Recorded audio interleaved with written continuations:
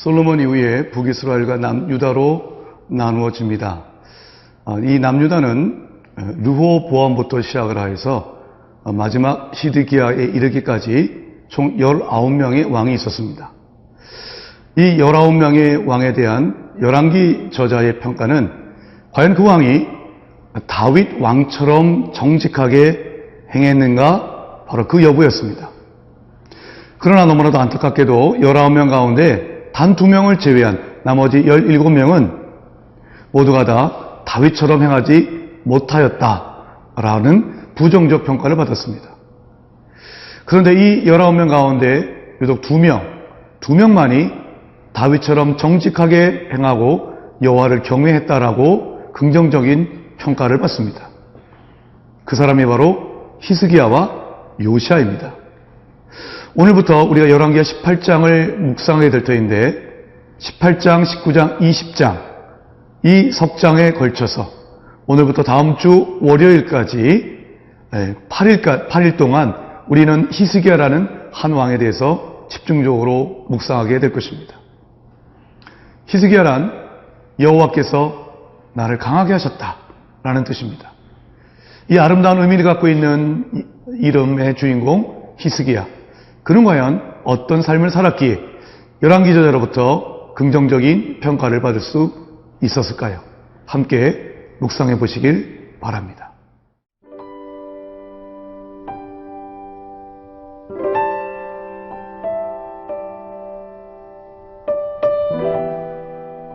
열왕기하 18장 1절에서 12절 말씀입니다. 이스라엘의 왕 엘라의 아들 호세아 제3년에 유다 왕 아하스의 아들 히스기야가 왕이 되니 그가 왕이 될 때에 나이가 25세라. 예루살렘에서 29년간 다스리니라. 그의 어머니의 이름은 아비요 스가리아의 딸이더라. 히스기야가 그의 조상 다윗의 모든 행위와 같이 여호와께서 보시기에 정직하게 행하여 그가 여러 산당들을 제거하며 주상을 깨뜨리며 아세라 목상을 찍으며 모세가 만들었던 놋뱀을 이스라엘 자손이 이때까지 향하여 분향함으로 그것을 부수고 느후스단이라 일컬었더라.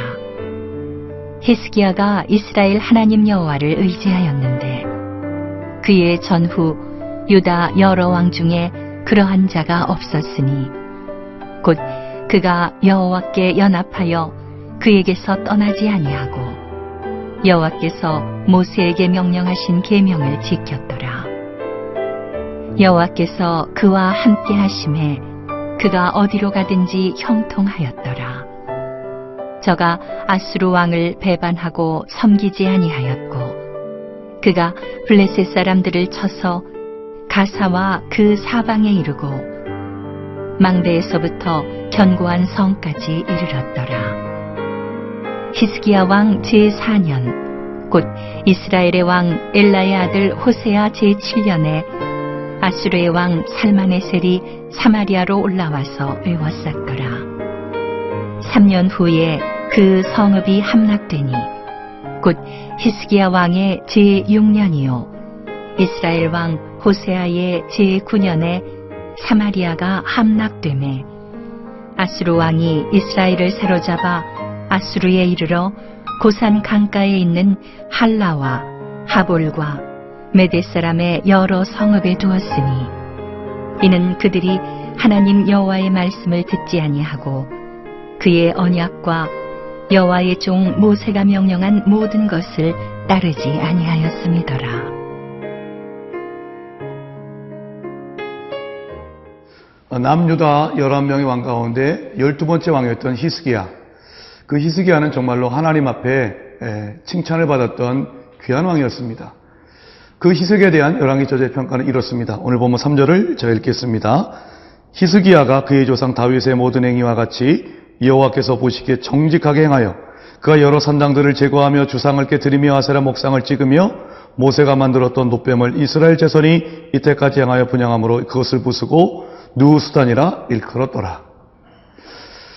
다윗처럼 정직히 행했다는 것은 단순히 거짓말하지 않고 정직하게 살았다 그런 것이 아니라 오직 하나님만 섬겼다라고 하는 뜻입니다. 그것은 바로 우상을 제거하는 것으로부터 시작이 되지요.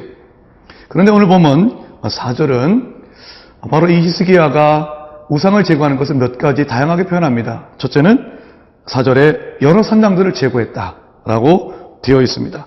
이 산당은 높은 곳에 위치한 것, 영어로 high place라고 하는데 바로 그 높은 곳에 위치한 우상을 섬기는 예배처를 가리킵니다. 그 모든 것들을 다 제거했다는 뜻입니다. 여기 보면 주상을 깨뜨렸다고 합니다. 이 주상은 돌로 만든 기둥을 얘기합니다. 그것을 깨뜨려 없앴고요. 그리고 여신이었던 아세라 목상, 나무로 만든 우상입니다. 그것을 찍어 없앴다라고 말합니다. 그런데 제가 주목하고 싶은 마지막 이 히스기야가 행했던 우상 제거의 모습은 이것이었습니다. 모세가 만들었던 놋뱀을 이스라엘 자손이 이때까지 향하여 분양함으로 그것을 부수었다. 그리고 누수단이라 일컬었더라라고 말합니다. 민수기 21장을 보면 모세가 이스라엘 광야 길을 행할 때에 이스라엘 백성들이 많은 원망과 불평을 쏟아냅니다. 그 주된 원망의 이유는 하나님께서 마실 물을 주시지 않는다. 먹을 것이 없다는 것이었습니다. 언제나 그들의 삶은 원망과 불평으로 가득 차 있었습니다. 그러자 하나님은 그것을 들으시고 진노하셨습니다. 불뱀들을 보내서 물게 하셔서 많은 사람들이 죽었습니다. 사람들이 모세를 찾아옵니다. 그리고 자신들이 잘못했다고 말하며 모세를 통하여 중보기도를 요청합니다.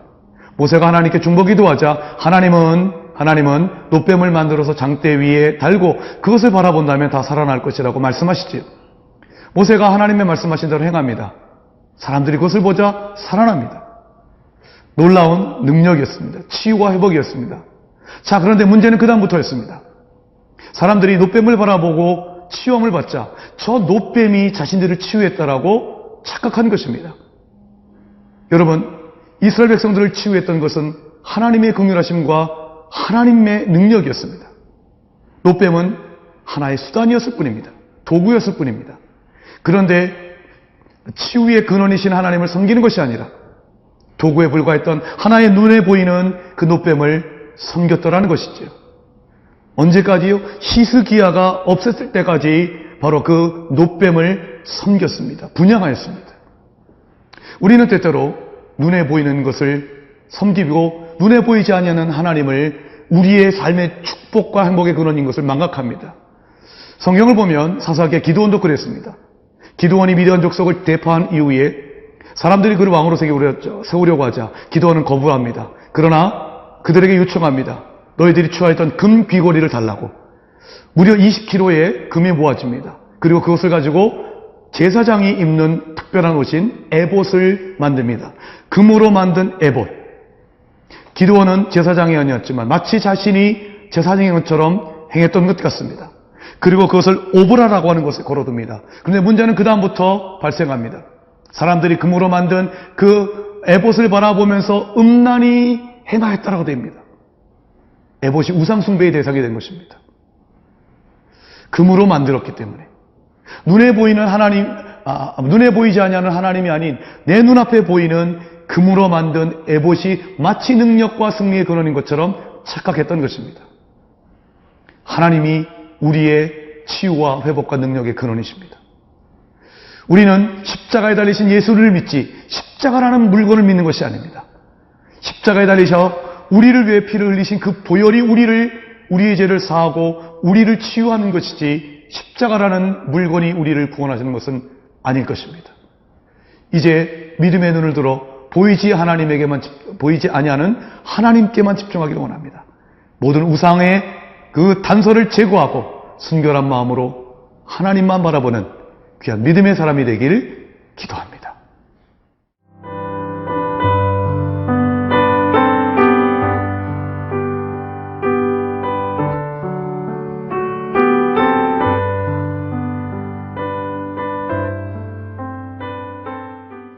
남유다의 19명 왕 가운데에 하나님을 아름답게 섬겼던 히스기야에 대해서 본문 3절과 4절이 우상 제거에 대해서 얘기했다면 5절과 6절은 바로 하나님과 히스기야의 관계가 얼마나 아름다운지를 보여줍니다. 5절을 6절을 제가 한번 읽어보겠습니다.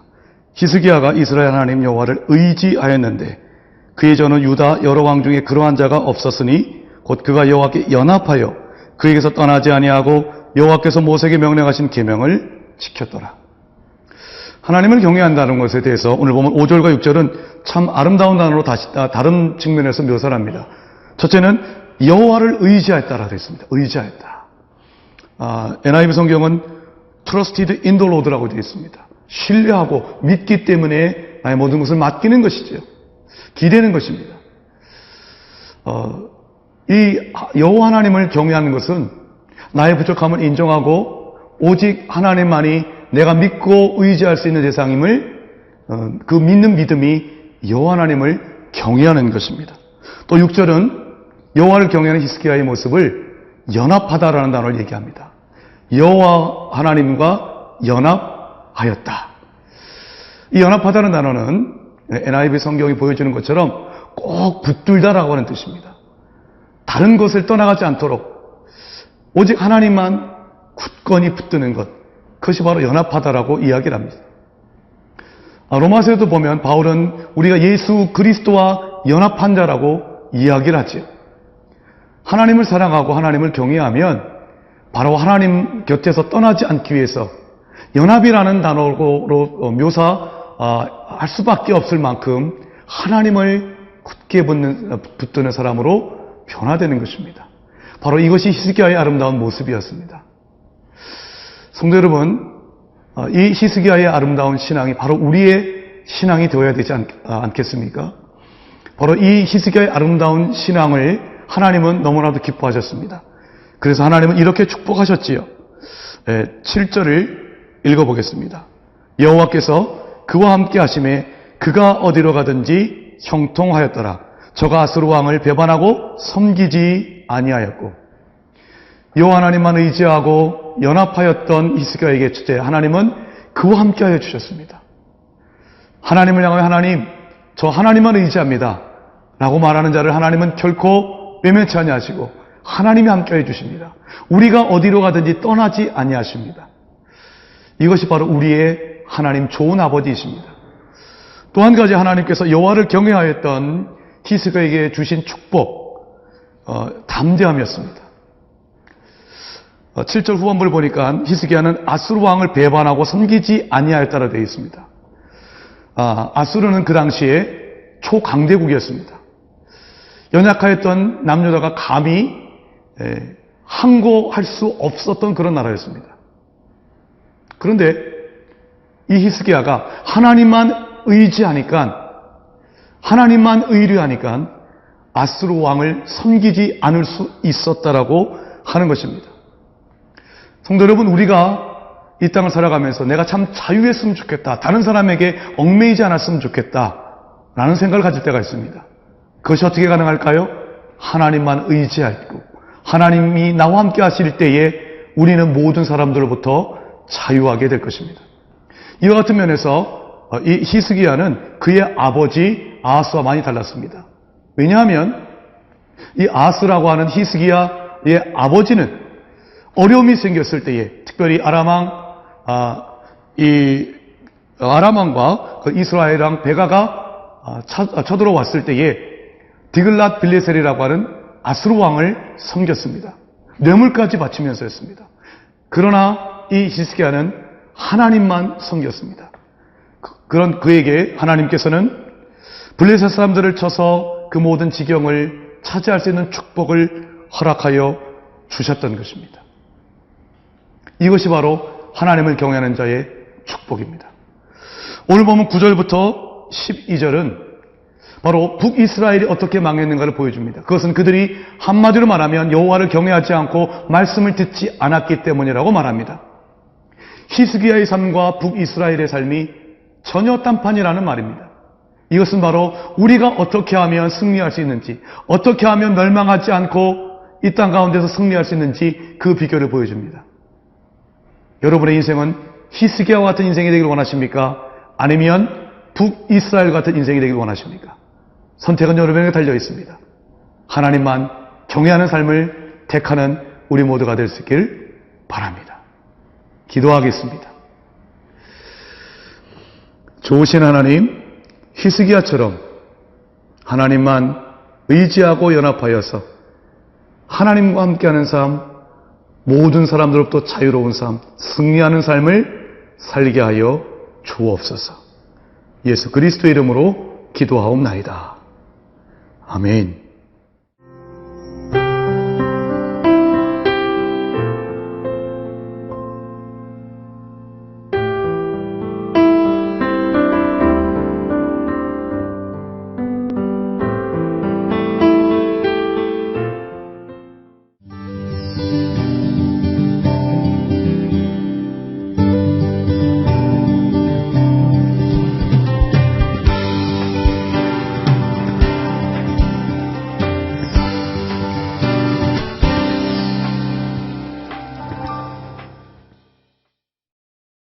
제2회 CGNTV 생명의 삶 큐티 간증수기 공모전. 치유와 회복, 기쁨과 감동, 큐티를 통해 경험한 하나님과 나의 이야기를 자유롭게 작성하여 보내주세요. 분량은 A4지 한두 장으로 주제에 맞는 큐티 간증과 더불어 이름, 전화번호, 주소, 출석교회, 큐티 날짜와 본문, 공모전을 알게 된 계기 등도 함께 보내주세요.